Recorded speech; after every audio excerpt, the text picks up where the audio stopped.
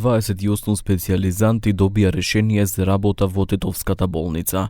Ним им ги додели министерот за здравство Азир Алију и директорот на болницата Шкелзен Елези. Министерот рече дека ова е првата фаза од доделувањето на решенијата.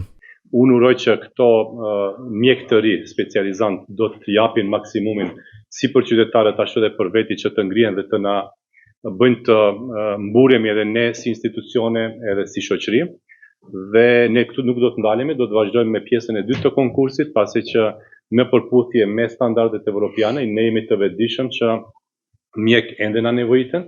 Më shumë, më thënë, në spitalin klinik të Tetovës kemi mungesë në repartin e infektivnës, në repartin e hematologjisë, në repartin e rentgenologjisë, edhe besoj se me këtë konkursin tjetër edhe këtë vend dhe mbushim. Запрашан докаде е постапката за вработување или доделување решение за 155 медицински сестри, директорот рече дека постапката била прекината поради изборите, но вети дека многу скоро ќе бидат доделени и нивните решенија. Jam zotëruar për këtë konkurs që do e realizoj.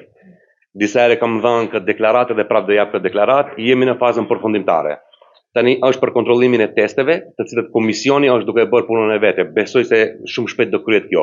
Mbas asaj nga java tjetër do i thirremi në intervistë, kështu që ti respektojmë procedurat ligjore në fund të arrijmë deri te realizimi. Shumë shpejt do jesë e realizuar edhe ajo për 155.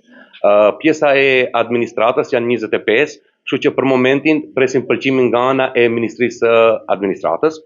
Besoj se shumë shpejt do e marrim atë dhe ta realizojmë. 155 медицински сестри во Тетово со недели протестираа затоа што болницата не им ги исплаќаше платите 3 месеци, а поголемиот дел од нив беа со договор на дело околу 10 години.